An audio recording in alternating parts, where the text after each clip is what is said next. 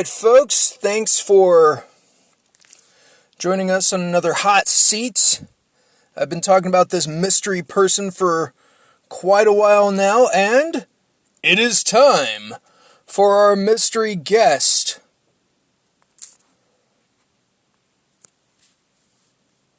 They better actually pick up.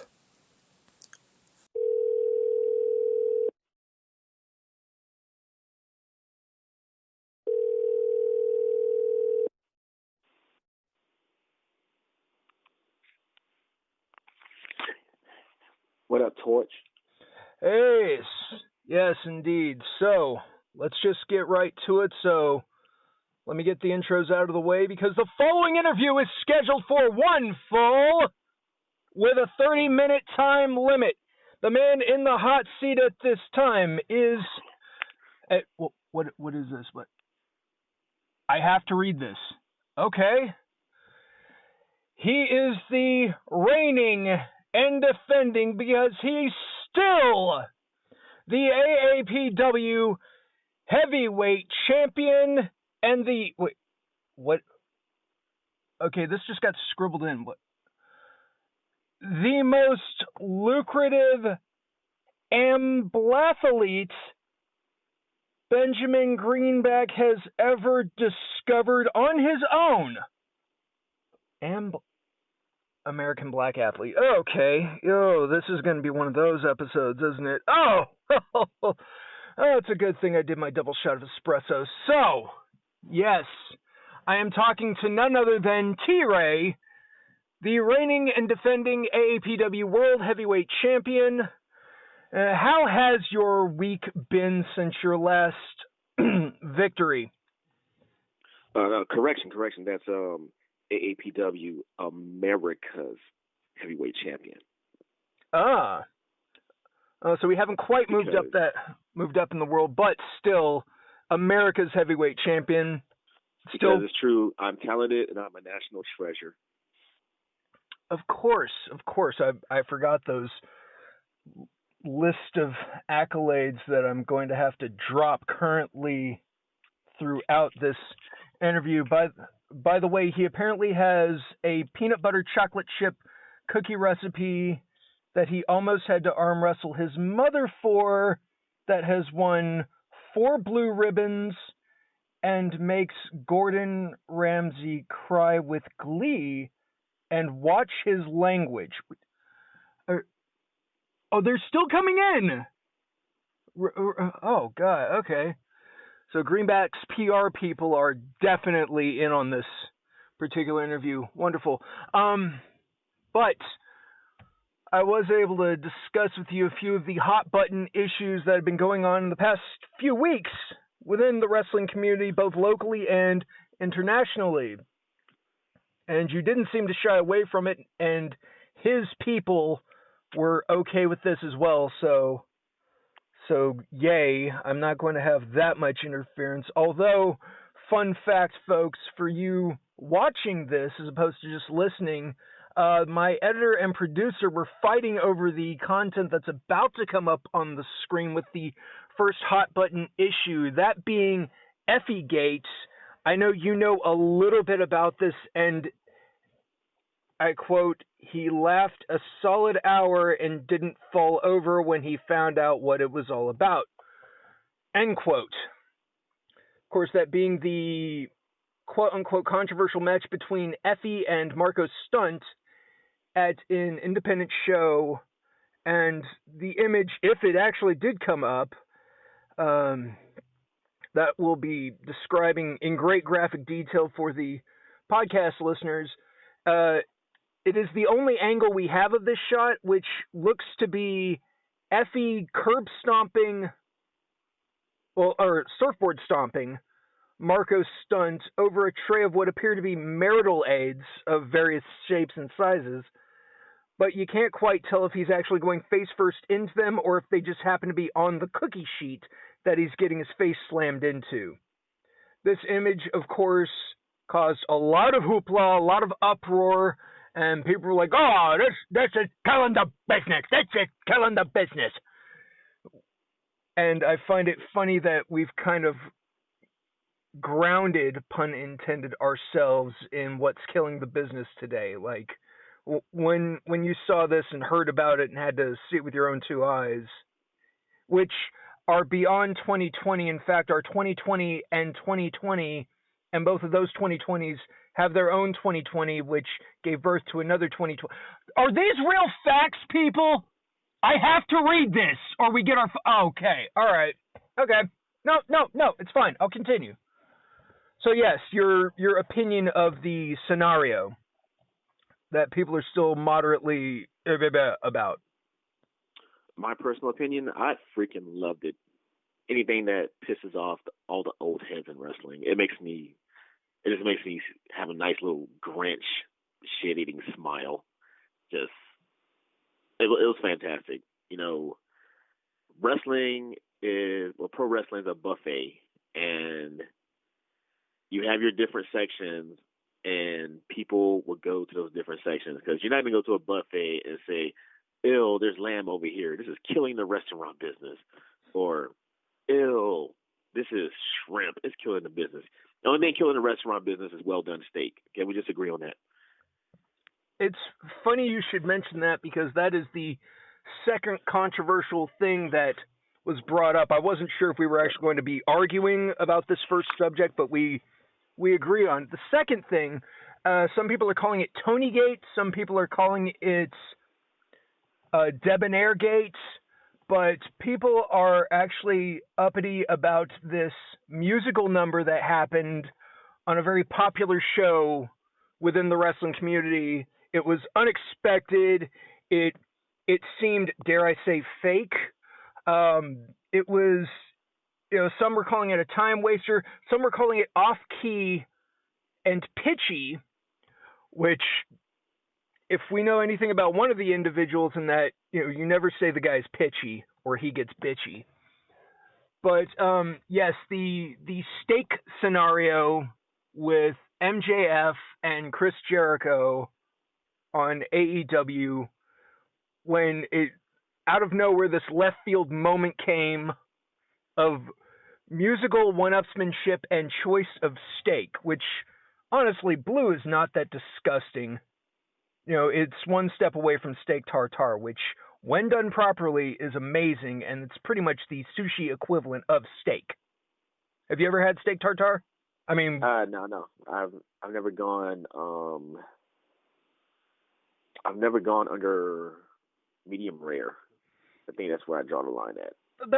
That's respectable. That is very respectable. I mean, there's a lot of restaurants that even before things transpired would not go past medium rare if you asked for it, and they said, "Oh, our company policy is so and so." So of course, I one-starred those bastards real quick. But your opinion of this out-of-the-box thinking as a means of keeping attention on televised wrestling? I don't really look at it as out of the box. It was an entertaining segment, something different for them to do, because people always complain, oh, they're just doing the same thing. They're doing the same thing. And I've learned being in this business that no matter what you do, people are going to complain. So you have Jericho, who has his own band. MJF does have a singing background. He's be part of a choir. So, and here's the crazy part.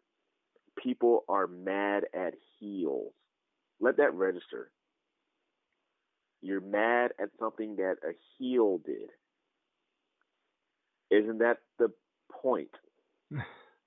No, once again, I do agree with you there. They clearly instigated the audience, which on one end, yes, they have no choice but to resort to tactics like this. I mean, if all someone did was sit in the middle of a ring and eat an entire bag of cookies, if they were the heel and the point was to upset the audience. Did it kill the business when Austin and Rock did their duet together? Did it kill the business when New Day and the Usos had their rap battle? That was actually very amusing. Yeah. I enjoyed that greatly, and not just as an outsider from certain cultural backgrounds, but just in general. I was like, thank God. They're finding other ways of Because everyone wants to, have these nice long epic feuds, but in wrestling, it comes down to a match. Now, whether it's a best of 7, an Iron Man, a cage match, or even just a one-on-one encounter, like God intended, as some would say, that's the feud. It's guy A, guy B, the ring. If you want to build up to it or extend it a little bit, yeah, you might have pinned me in the ring, but I know for a fact I paint portraits better than you do, and I can do it with my left hand. Nuh-uh. I mean, there you go. Yep, true. Yep. An underappreciated feud I remember back in the day was MVP and Matt Hardy, which had a pizza basketball and it had a pizza eating contest in it. Yeah. Like, I gotta say, that's one of the most intense pizza eating contests I ever saw. And it was thoroughly entertaining. But I don't know. Every month something's killing the business. Hell, I sang "Happy Birthday" to myself in a wonderful, wonderful solo before my birthday party was ruined. And well, my speakers say otherwise, but go on. What was that? Was that killing the business, or did that lead to one of the biggest draws in AEW history for the next show for that championship match with Austin James? That comes to our third hot button discussion, because I mean, the camera can only supply so much, and clearly there are detractors that will say one thing or another. Some would say that was a mugging.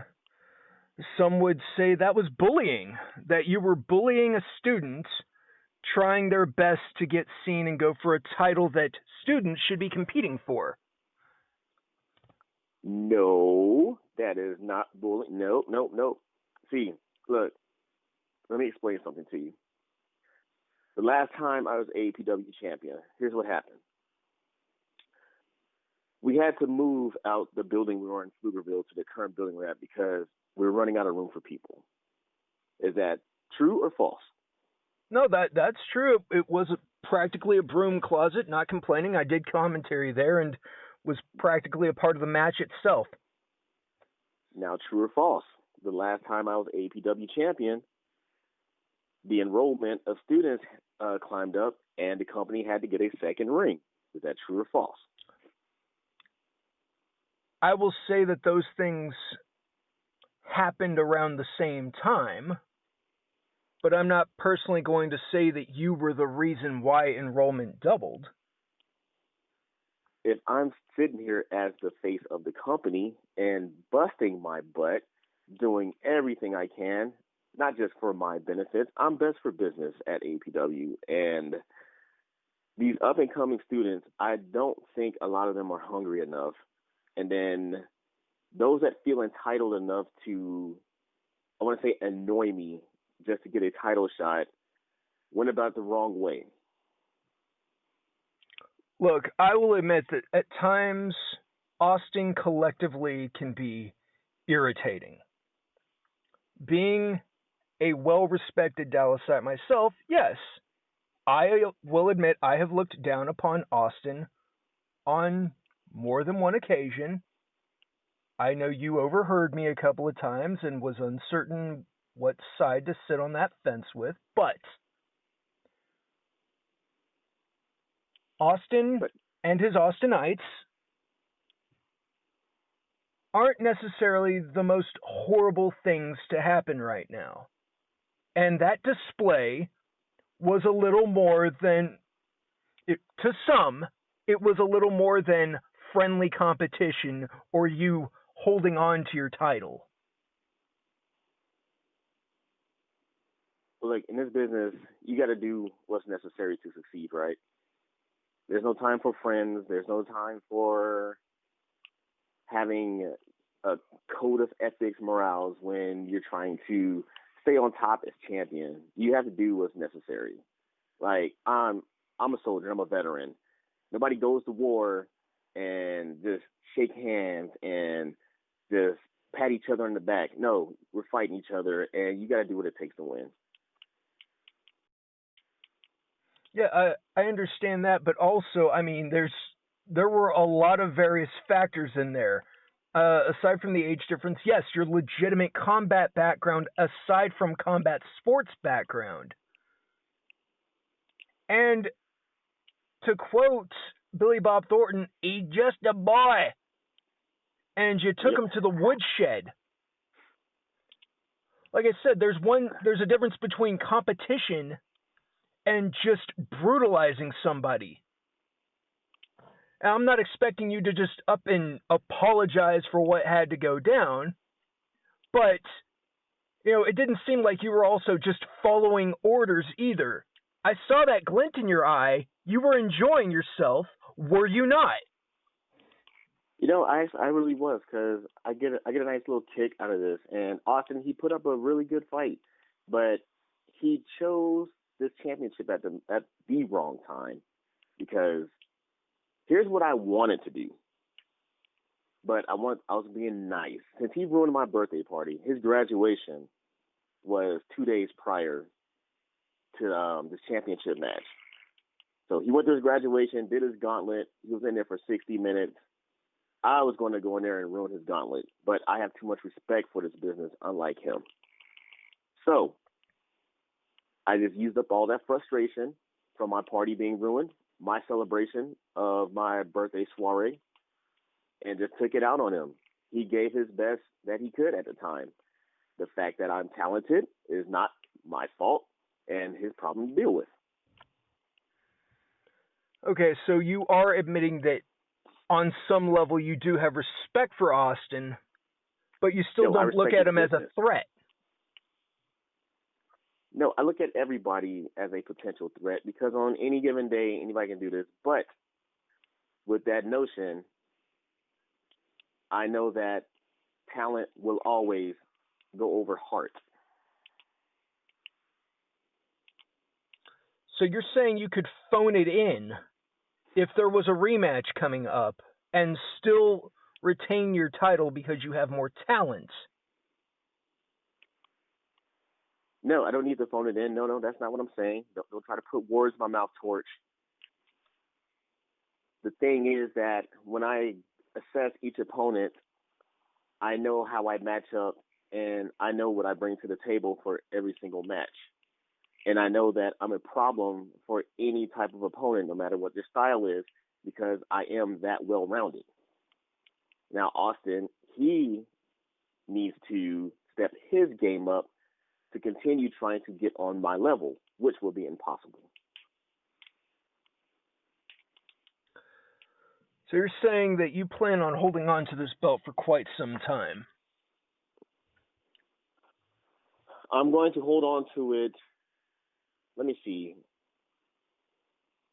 Because I'm trying to think of all the talent they have at APW.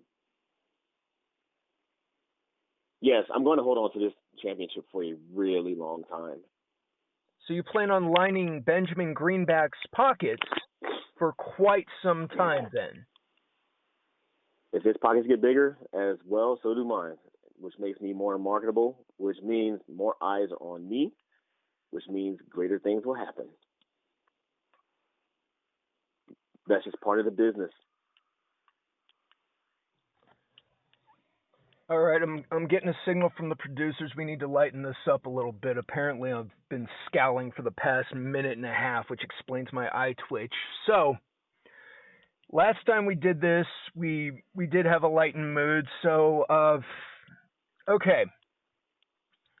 Going back to retro wrestling games, because I just downloaded a wonderful mod of the classic Dragon Suplex, also known as 3-count bout here in the States. Fire Suplex. Sorry, I got my games mixed up. But did you ever play that? No, I haven't come across that one. Actually, really good. I was limited in my childhood of what wrestling games were available. Oh, yeah, I mean, this was an arcade exclusive, but anyway, PlayStation Network, check it out. I think it's on the Microsoft Store. Anyway,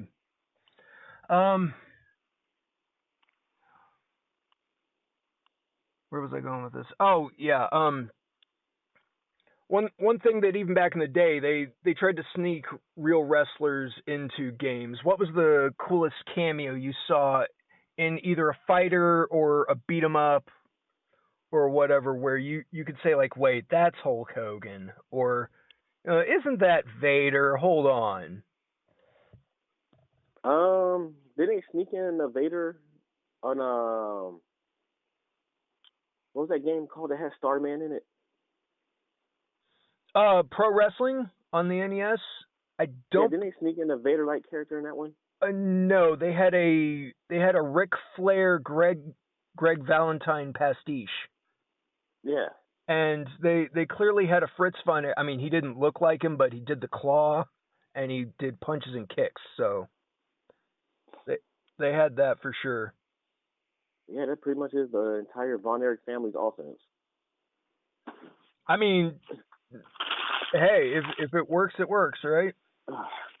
Claw, kick, punch, and long hair. There we go. That's what you got. That's what you got to do. So you got to work on the hair now, is what you're saying? No. I don't need hair to get over Marty that good. I'm saying they needed it. Oh. Okay, need I remind you folks, the views of T-Ray do not reflect that of Hot Seat, Agriculture, or myself. So we're just going to clear that up real quick. Oh. Like, there's no disrespect to the Von Erichs. Wrestling has changed from the time that they were in. The things that they did, they won't be able to get away with now. And I've been arguing this with a lot of people on social media that want to bring wrestling back to the old days, to the old ways. But they want to ignore all the problems of the old days. So, but that's another discussion for another day. Very, very true. That sooner or later these will actually be face to face. Not like that, folks. I'm not, calling him out. There's not going to be a parking lot scenario. Just saying, sooner or later these will be a little more professional and presented better. Might even have some microphones. Who knows?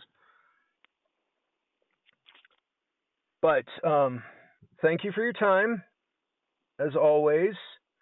I'm more than certain I'm going to get a lengthy email from your higher ups. But where will you be within the next month or so? You mean other than everywhere?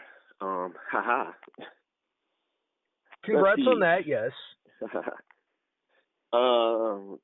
Tonight, I will be at Heavy Metal in San Antonio.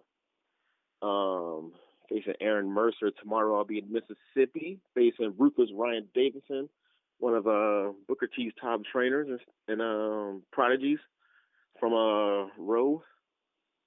Next week, I'll be facing Danny Chance for New Texas. Also Edgar Garza for the new company, UPW. Let's see what else I got going on. Oh yeah, I'll be returning to DZW for a championship match. I'll be cashing in my championship opportunity that I won last year when I won the second annual Tugboat Taylor Invitational. Also, I thought you'd already cashed that in. Yeah. Which, by the way, Remedy, please take care of yourself. Don't rush it. Please heal up properly. We'll miss you, man, but don't be foolish about it. No, he's smart. He's been doing this for a while. He knows what he's doing. He's not the one to type to rush back. Because I need him at his full strength, because I will be challenging him when he comes back. Then also I will be back at VIP, where it'll be me and the unholy Izzy James, and which is a highly anticipated match since we haven't touched the entire time I've been wrestling. Oh, that will be an interesting match then. I have a lot of big time, first time matchups coming up in the next month. I can't wait to see that. So once again, thank you for your time. I'm Ian the Torch Torchetti. My guest at this time, of course, T-Ray, the current reigning and defending West Coast lasagna cook. What? I'm gonna have some words with your people. I'm gonna have man some of words many with. talents. Oh God. Yes, man of many talents. I have seen them. T-Ray in the hot seat. Thank you again. For those who are watching, please remember to like, share, and subscribe. Ring the bell to stay notified. If you were listening for the first time, thank you for joining us.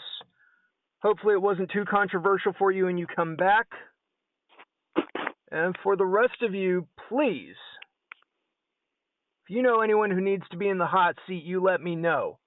Comments, video quotes, you name it, I will respond. Until next time.